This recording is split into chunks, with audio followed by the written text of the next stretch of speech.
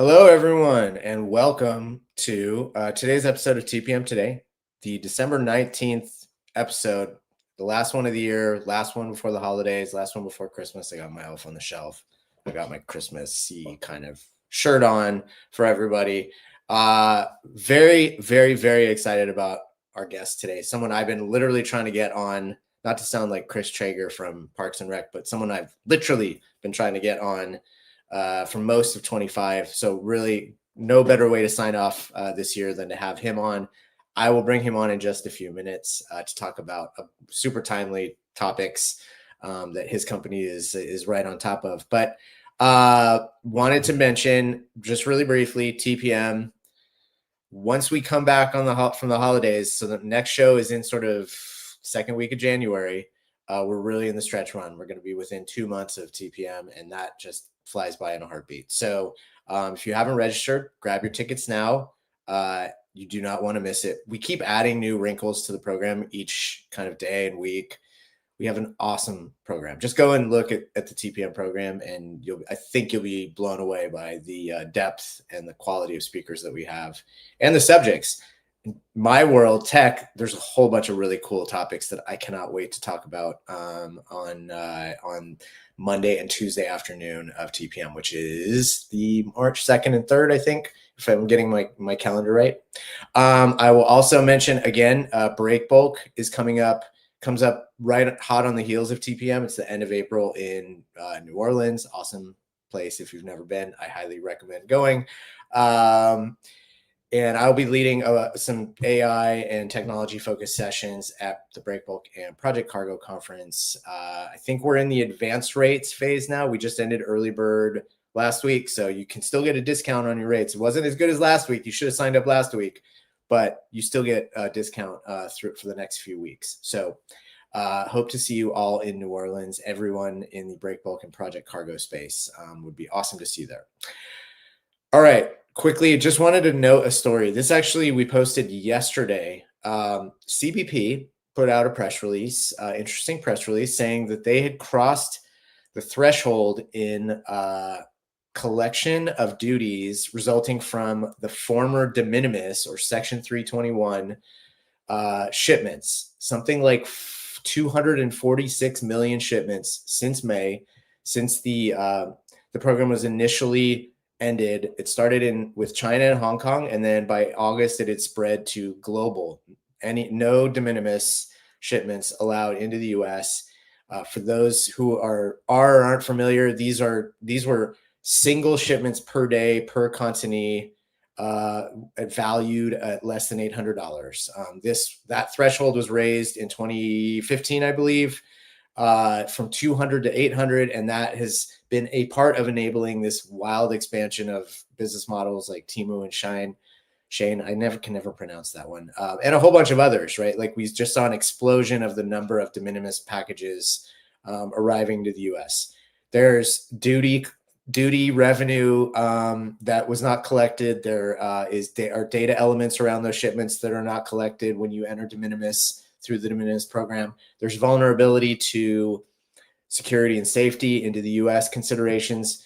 So I go into some of the stats behind that. I also wanted to point out 1 billion seems like a huge number, and it is a lot of money, but relative to the amount of tariffs that have been collected over 2025, which I've seen range from 125 billion to 200 billion on the high side, depending on which report you read and who's talked to who at CBP about the actual number. In any case, it's a huge amount. So this de minimis, while it's a major amount of money, it's still, I think, a fraction of 1% of the amount of tariffs that have been collected from U.S. importers.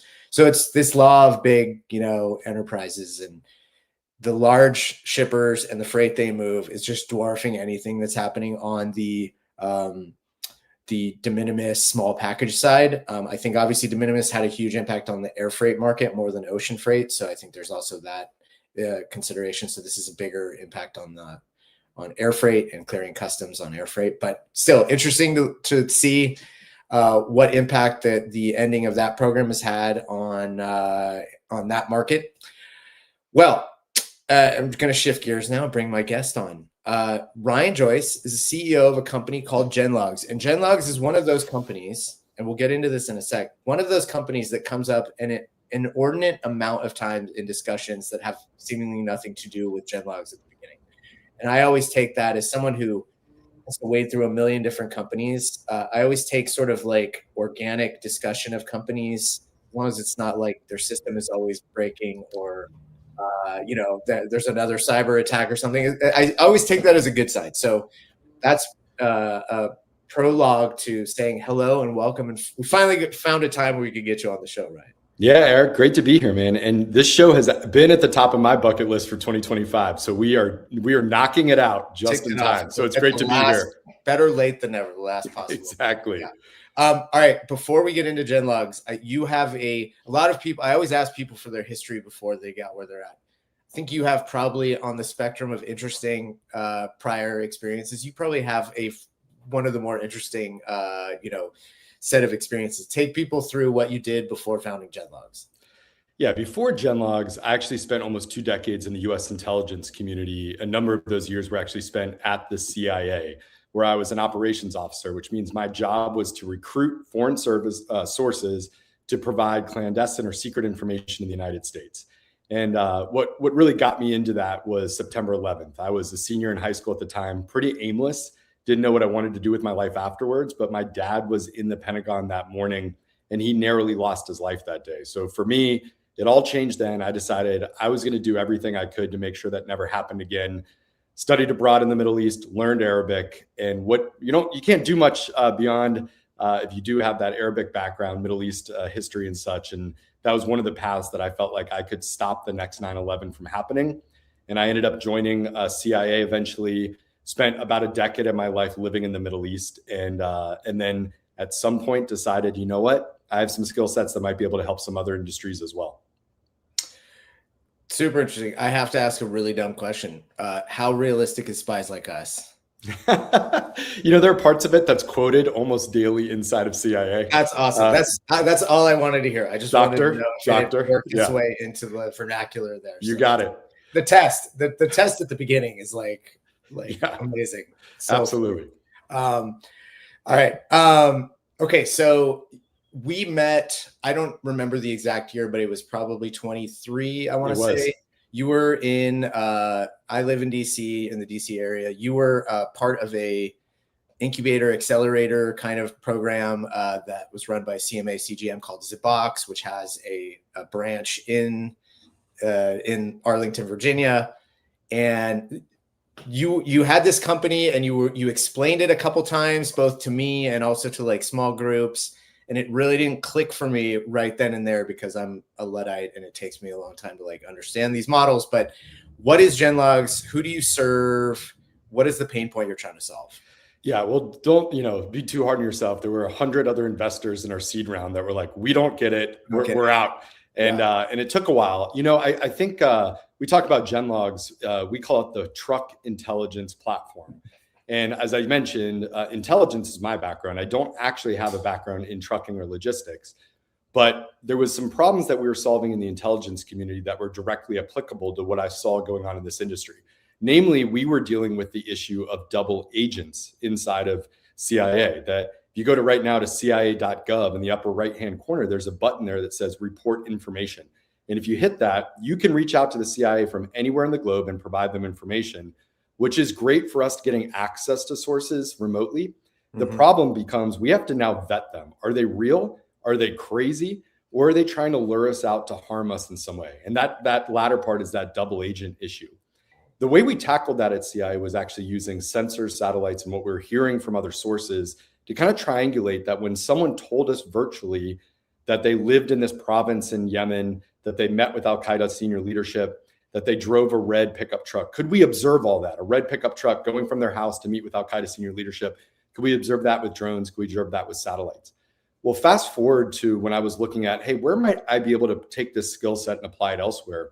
That's where I learned about the fraudulent issue in this industry, or the trucking industry, known as double brokering.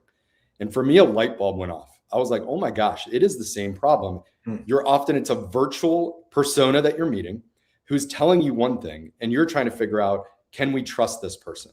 And the way that we solved that at CIA was sensors and satellites and other sources of data. That's how I said, I think we could solve this by building a nationwide network of sensors, cameras, and other suites of sensors out there that would collect on all the truck patterns on the roads. And therefore, if you told me that you run flatbeds from Dallas to Chicago, I should be able to observe that independently. And that was what the impetus of GenLogs, that's how it was born. We initially tried to do this through the existing Department of Transportation sensors around the US, only to find that the resolution wasn't good enough to pull a 2-inch Department of Transportation numbers at flying by at 70 miles per hour. So we realized like traffic cameras that are set up. Basically. Traffic cameras, yeah. They're in every state. You can get access. You can go to the Virginia 511 now to see them, but the resolution just, they're set to look at, is there traffic? Is there a lot of traffic, not the MC? Exactly. And so, through trial and error, we decided we were going to build our own proprietary network. And that's what we've done over the last 2 years is truly we've built a coast to coast network from California to New York, from Minnesota down to Miami, and most places in between, that's collecting on over 15 million images of trucks per day in order to get a ground truth database of what's true versus false. And who do you sell to, and has that changed over time? It used to be about 100% of our customers were freight brokerages or 3PLs. That's now come down to around 85%.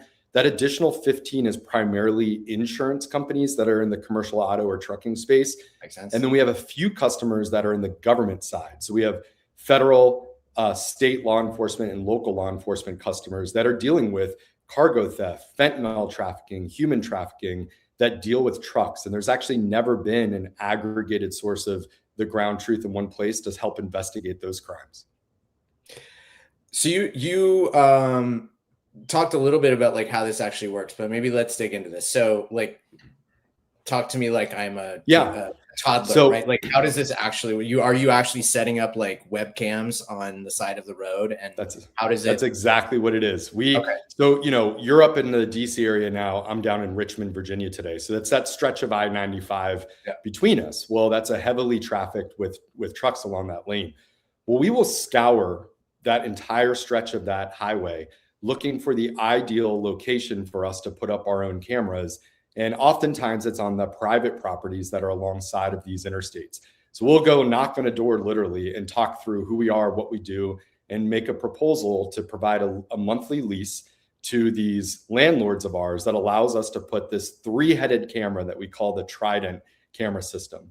The reason it's 3-headed is, traditional license plate reader and other technology out there that are rear facing, they look at the rear of a passenger vehicle, let's say, because that's where it's required to have a license plate. It doesn't really cut it with trucks because you're going to get a trailer view, and the trailer license plates are often broken, dirty, all the above.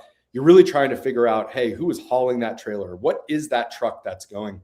So we built this 3-headed camera, exactly, or the front too, when you want to get like a cab number. And so each time a truck passes by the installations that we put out there, that we have 3 teams with bucket trucks that are out there every day putting these up all around the nation. These cameras will collect on the front, side, and then rear of the truck as it passes by. And both at the edge, like on the sensor itself, and then back in the cloud, we apply a whole host of our own proprietary computer vision models to pull out every unique identifier, all the way down to, is it a day cab or sleeper cab? Is it a 16-axle RGM removable gooseneck, or is it just a normal flatbed? And we even get down to the specific equipment types. Is it a Landau, 4000 or whatever it might be? We've built all of these models so that we can provide our customers with amazing depth of data about the carriers that are operating on the roads, the types of equipment they haul, and how frequently they're observed across these lanes. So you were founded in 23, is that right? Okay. I talked about how much chatter there is in the industry about what you guys are doing, and you have a few different like areas where you serve customers. Tell me if I'm right on this. So helping find capacity on a lane that they have potential, they have loads. They don't necessarily know the entire universe of carriers that operating on that lane. I think on your website it says find shippers as well, and then and then which you alluded to, the whole like sort of carrier identity, cargo theft mitigation aspect. So I'm curious, A, is that correct? And B, when you started off in 23, is that what you were conceptualizing this would provide, or has it evolved over time because you've understood like what the market actually wants? So it's absolutely true. We have 3 core modules. We have our carrier intelligence, which is really for carrier sales teams at brokerages, but that's also where the underwriters at insurance companies might use that to look at, hey, what is this carrier's footprint out there on the roads, and who are the carriers operating between these 2 areas? Yep. Then we do have the shipper intelligence side. I'll get into that last because I think that's a unique insight that I had from my CIA days that we brought in here. And then lastly is that compliance, or we whole host of suites that we have, which includes our asset locator tool. And that's where a lot of these large asset-based carriers have found tremendous value when they're looking at, hey, I just lost this trailer that we had in our pool. Who has it? And that ability to go back through 2 years of data and 2.5 billion images to find the one time that was observed on the road in another carrier's hands and be able to be like, oh, now we have evidence to go to that carrier to say, hey, we caught you red-handed here. And there's been a lot of unauthorized use. That's where a lot of the theft that we solve comes through that. But let me just go quickly back to that shipper intelligence, because that's probably the least talked about. And I certainly talk a lot about the carriers. And I think it's partly because the carrier issue is evergreen. There's new carriers entering the market every week. There's carriers leaving. And if you're a freight broker or you're an insurance company, you're like, well, who's out on the roads today and what are they up to? But that shipper insights or intelligence that we have really came back from the old CIA days of how we would map out whole networks of terrorist affiliates in the Middle East. We would know that a certain house was affiliated with a terrorist. And then through different types of sensing, we would look at, hey, what other house do they go visit? And then what other marketplace do they go visit? And what are the patterns that they do often in order to show a correlation between the 2? Yeah. Well, we actually apply that same methodology now in GenLogs to say, hey, if we observe multiple carriers from multiple different fleets or trucks from different fleets going to the same shipper facility, but then afterwards, they all do the exact same thing afterwards, then we say that that's a lane. So not only do you know that the shipper's there, and we give the information about who are they, what their contact information is, all of that, but then it's also their lanes are incredibly important if you're a freight broker trying to earn their business. And to be able to know in advance, be able to, you got it. In advance, you can come to them and say, we have excess capacity from Alameda, California to Dallas, Texas. Can we help you? And you already have that advanced knowledge that they have quite a bit of volume on that. That's been a game changer for our customers. Super interesting. That one obviously perks my ears up because we focus at Journal of Commerce, like first and foremost on the shipper side of things. So that's super interesting. And we've had a couple other guests in fall and in and around inland this year, where your colleague Chris spoke, talking about platforms that help brokers understand how they can serve shippers better, right? Because I think that's a really interesting area that's developing, is not just like throwing the kitchen sink at shippers, and shippers also not throwing their kitchen sink at brokers, but actually being a little more smart about where a network might overlap with lanes that need to be run for the shippers. So if I could just say 2 things on that very quickly, Eric. What I'm really excited about in February, we're going to be rolling out our shipper, what we're calling 2.0, Shipper Intelligence 2.0. That's going to bring in not only equipment types for what every shipper in America actually needs to service their facilities, but we're also adding less than truckload visibility into our platform. So we have tagged every single shipper in America that has LTL volume going to the top 40 LTL carrier terminals. And then we can now lay that bare for everyone to now, more adequately compete and actually come in there and say, hey, we think we could service you better and cheaper. Didn't know that you had LTL volume before, but now that we do, we can actually have better terminals that might be able to service you. So that's something that we're releasing in February. But long-term, what we're working on in 2026 is an actual module for the shippers themselves to really assist with the RFP process. That a lot of it is like not too data-driven, and it's a little bit stale and maybe blind to an extent. It's, hey, you met Joe Schmo trucking at a conference, you had a drink with them, and you invite them to your RFP process. Well, is that fleet adequate to run those lanes? And if they're not, what are the brokers that might be better to actually handle certain lanes based on the stable of carriers that they're working with? And this is something that GenLogs is looking at now, is how can we take an RFP and make it perfect for shippers to find the best carriers in every lane that are optimized for backhaul needs on those lanes so that we can drop transportation costs, but more importantly, make sure that those tender rejections that we're seeing rising now aren't happening because the carriers actually have enough trucks needing backhauls on those lanes that they're going to take those loads. So that's something we'll be working on in 2026 and probably the second half of 2026, rolling that out to the shippers themselves. And we're really excited about that. Very cool. So maybe that's a segue to talk about how some of these things intermingle, right? Like, I don't think you talked about the three, or I brought up the three pillars. You gave some detail on them. I don't think you can think about any of these things as like independently operating, but they're actually totally entangled with one another. So the theft crime issue, which has obviously been taken up a million inches, we used to say in newspaper terms, of inches of space. Now it's like it's taken up a billion bytes of like digital media around the extent of this problem, how difficult it is to corral, the new schemes that come up daily.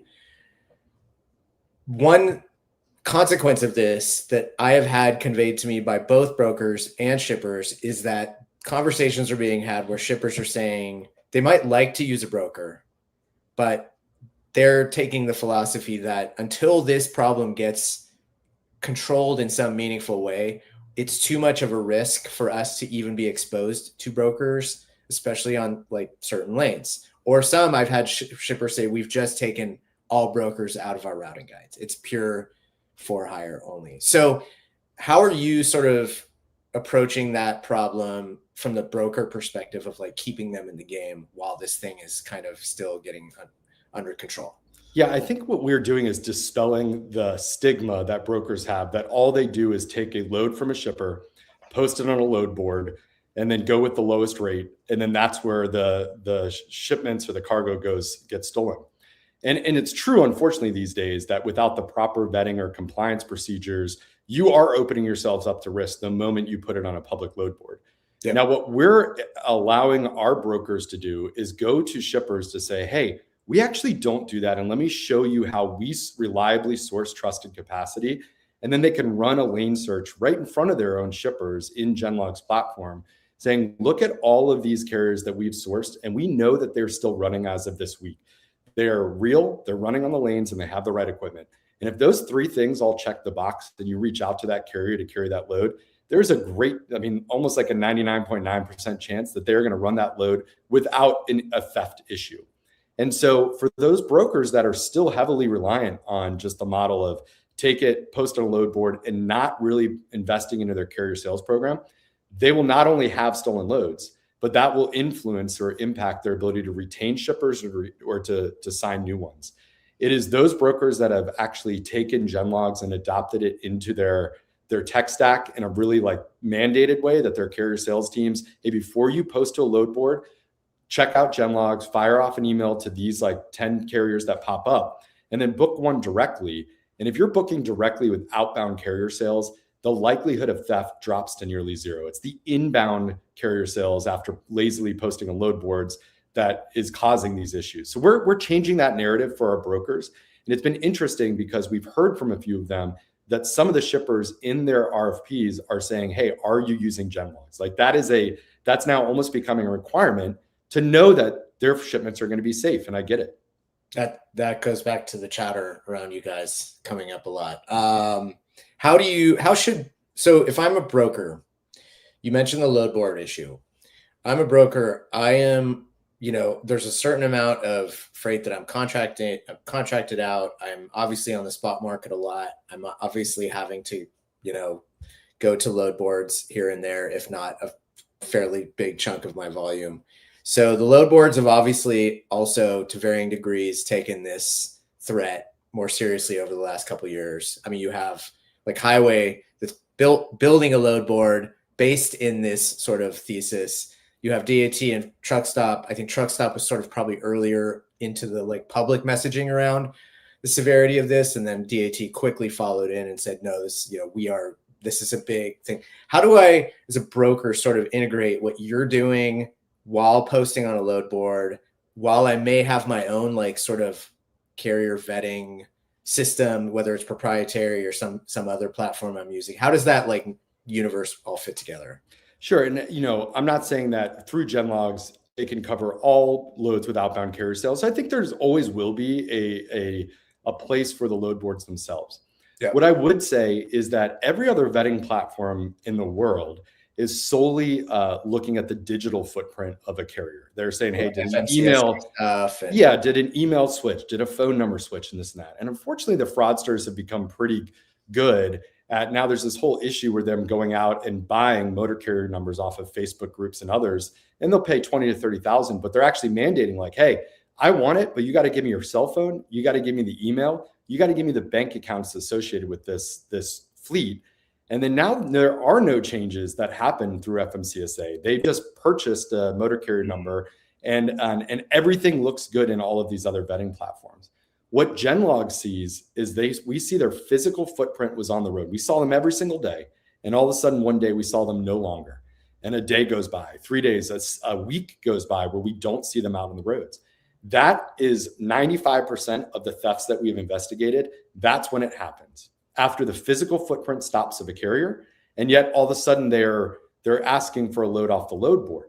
So what we've just rolled out today actually is our carrier compliance suite, which whether you're posting on a load board or not, it does an immediate check of has that carrier been observed on the roads in the last number of days. And you specify that. If you want to get really strict, you can get down to 3 days a day. If you want to like a little bit more leniency, maybe it's a week or beyond, a month. But at some point, you need to draw a line and say, hey, if you've not been observed out there on the roads in the last X number of days, we need to do some more vetting and we need to maybe revalidate you in some way. But if they have been, if they're out there every day, they're running the same lane every day, they have the right equipment, that's a really good sign that they're just a great carrier that's inquisitive about that load and want to run it for you. Yeah. And you can feel good about tendering that to them. And so that's where using GenLogs, like we sit in a lot of tech stacks with DAT. We sit in a lot of with Highway and others. But at the end, what we can do that no one else can is verify that physical footprint. Is the carrier real? Yeah, I would imagine they're seen every day and then they drop off for 5 days and then they're back again and then they drop off again for 5 days would be like a major red flag to observe using that type of.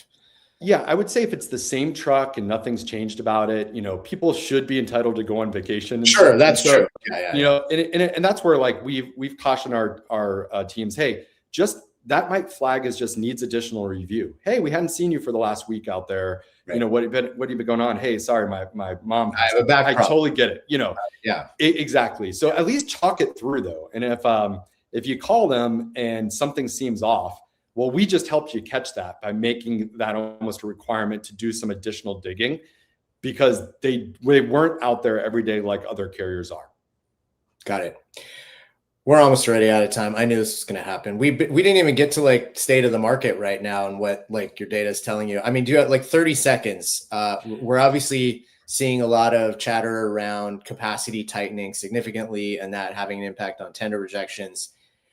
Like, I'm not going to ask you to prognosticate into January. I do think January is really important. Like by the end of January, if this is continued, obviously we may have actually seen an inflection, but like, how are you using the data that you're gathering to sort of explain what's happening in the market, like over the previous week and the next week? Yeah, I can do this quickly because I do think it's significant. Normally around this time, you see the volumes going up and capacity is out there. They're just kind of like hard to find because they're running loads. Yeah, we've actually seen something different this year. What we've seen, if you look at before Thanksgiving to now, we've seen about a 4 to 5% drop in the number of unique US DOTs out on the roads, basically unique fleets, as well as unique trucks. So it's actually truly observable less capacity on the roads, which is causing, I think, this little spike in the spot rates, weather, and all that stuff. Yeah, combined with that too, but it's still like significant. So we'll be observing this to see, do we see that carry into January? But you would think you'd see more trucks or definite amount that are still out there fighting for the freight that is. We're seeing a little bit less. Okay, very interesting. Well, that's a good data point. All right, last question. I ask this of every guest. Yeah. You get the last music chime in of 25. Who's your favorite band or musician? And you have to tell me why. Yeah, my most listened to, my favorite is Need to Breathe. The lead singer, Bear Grylls, they're based out of the Carolinas. Is this the Bear Grylls? Sorry, not the Bear Grylls, but yeah, different. Bear Reinhardt. Sorry, I was thinking Bear Oh, Grylls. okay, got it. I was like, how can there be two famous Bear Grylls? Okay. No, Bear Reinhardt is the name. I'm sorry, Okay. but he has the voice that I wish I had. Is the bottom line, and they're a great rock band. Need to Breathe. Check them out. I will. What was your first recollection of hearing them? What was it? Man, it was probably like near the end of college, early on. They've been around for a little while, and I just heard this song, and I was like, "Wow, that guy can sing!" And I've been hooked ever since. Well, that's a new one to add to our playlist. Thanks. That's a name I've not heard before, so I'm going to check that out over the holidays. I will say one last music thing. I know I'm over, Nicole. Too bad. It's Friday before the holidays. I watched the Jeff Buckley documentary on HBO, and I've been a massive fan of him since I was in college in the 90s. It's an awesome documentary. Really goes into like some of the heartbreaking stuff around his life. When you said amazing voice, like for me, Jeff Buckley's like the best voice of all time. So I would also that's my contribution to the music discussion for the end. I'll check it out. So thanks, Ryan. This has been long overdue. What's the best way for people to get in touch? Yeah, it's GenLogs.io, GenLogs.io. Come if you're missing anything out there in the roads, trailer, truck, we recover those for free for you. So you can there's a button top right hand, find missing assets. And then if you're interested in learning more about us, there's another button right next to it called Book a Demo. Our team will hop on with you right away, show you what we're doing, and make sure that we can help you source trusted capacity. Yeah, I wrote about that service about locating missing assets earlier this year. So really take advantage of that if you're pulling your hair out. Thanks, Ryan. It's been worth the wait. Awesome to talk to you, and have a great Christmas and New Year's. Sounds great, Eric. Take care. All right. Bye. All right, really quick. I'm way over, but too bad. Dad joke of the week time, Christmas theme. What do you call a kid who doesn't believe in Santa? A rebel without a clause. There's a million Christmas theme jokes, so had to pick from needle in the haystack there. Thank you to Ryan. Awesome discussion. It really was worth the wait. Ryan's a really thoughtful guy in our industry, especially in the truckload space, obviously, and sounds like expanding into LTL. Thank you to everybody for an amazing 2025. It's been a blast. Thanks for supporting the show. I say this every week. I wouldn't do it if it wasn't for you. But also a huge thanks to my producer, Nicole, and Sarah, and the whole Let's Talk Supply Chain team for making this so fun and easy. Here's to a great 2026 for everybody out there. Bye, y'all.